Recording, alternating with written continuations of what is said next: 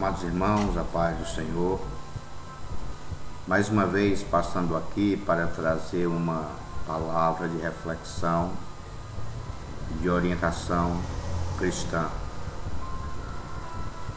Temos acompanhado, temos visto muitas divergências acerca do que é doutrina bíblica, do que não é, do que é ensino da Bíblia, do que é ensino de homens, de igrejas.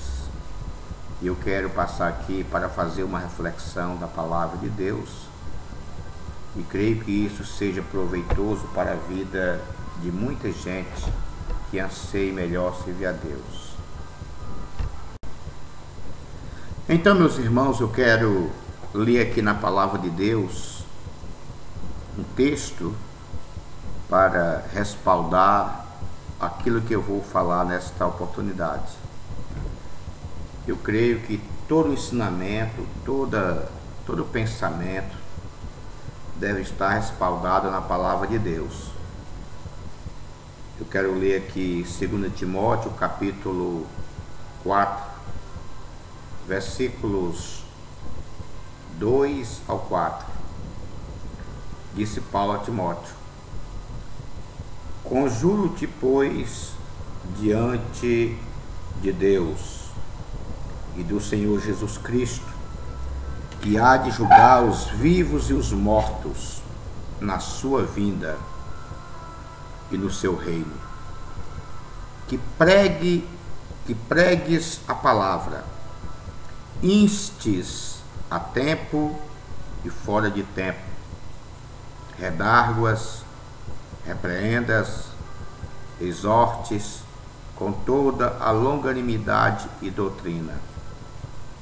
Porque virá tempo em que não suportarão a sã doutrina, mas tendo comichão nos ouvidos, amontoarão para si doutores conforme as suas próprias concupiscências, e desviarão os ouvidos da verdade, voltando às fábulas. Eu quero usar esse texto para respaldar aquilo que eu vou falar nesta oportunidade, aquilo que eu vou defender acerca da doutrina bíblica e dos dogmas de igreja.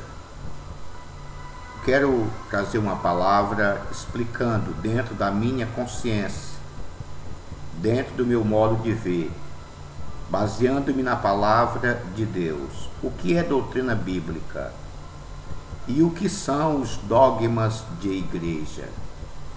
Quando uma coisa tem validade, quando uma fere a outra, quando as duas se harmonizam-se. Então eu quero meditar com você.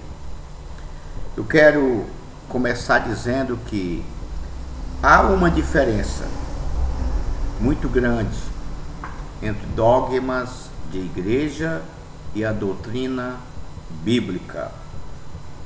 Eu diria para você que a doutrina bíblica é a revelação da verdade, como se encontra nas Escrituras.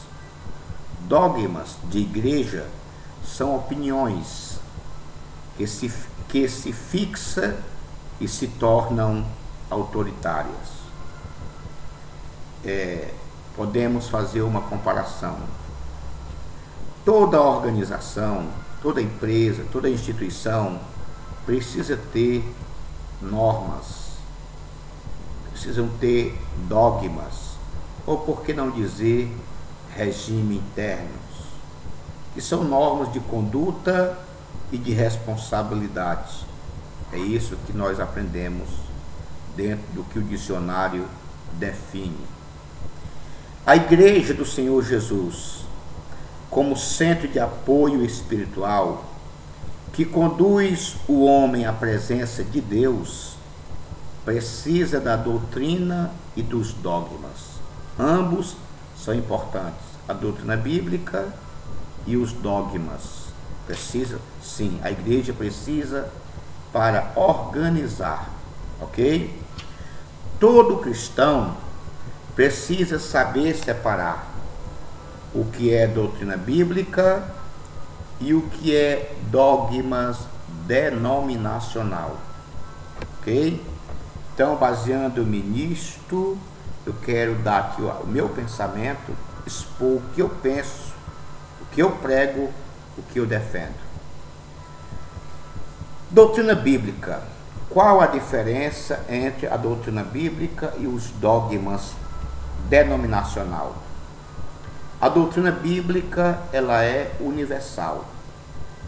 Ela vale para o Brasil, ela vale para a China, ela vale para o Japão. A doutrina bíblica, ela é universal. Ok? Posso dar aqui 3 exemplos de doutrina bíblica. Falemos do casamento. Gênesis 2:24. Portanto, deixará o homem o seu pai e a sua mãe, e apegar-se-á a sua mulher, e serão ambos uma carne. Isso é uma doutrina bíblica. Casamento, segundo a palavra de Deus, é a união de um macho e uma fêmea. Isso no Brasil, na China, na Índia e na África, em qualquer parte do mundo. Casamento, à luz da Bíblia, como doutrina, é a união de um homem e uma mulher. Qualquer outra coisa não é doutrina bíblica, não é. Casamento, salvação. Salvação é uma doutrina bíblica. É uma das doutrinas mais bíblicas que nós temos, é a doutrina da salvação. Ok? Atos, capítulo 4 e o versículo 12. Olha o que diz a Bíblia. E em nenhum outro há salvação, porque também debaixo do céu nenhum outro nome há dado entre os homens pelo qual devamos ser salvos. A doutrina da salvação é bíblica e ela é universal. Só existe um Salvador no mundo todo, no Brasil, na China, na África, no Japão. É Jesus Cristo. E em nenhum outro há salvação. Doutrina bíblica, ela é universal. Em qualquer parte do mundo, Jesus é o Senhor e ponto final. Ok? Estou falando de doutrina. Doutrina bíblica, estou dizendo que ela é universal, tá certo? Citei o exemplo do casamento, citei o exemplo da salvação e vou dar mais um exemplo, falando de doutrina bíblica como universal.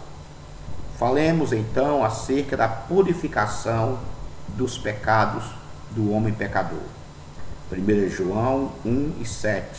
Mas se andarmos na luz, como na luz ele está, temos comunhão uns com os outros, e o sangue de Jesus Cristo, o seu Filho, nos purifica de todo pecado.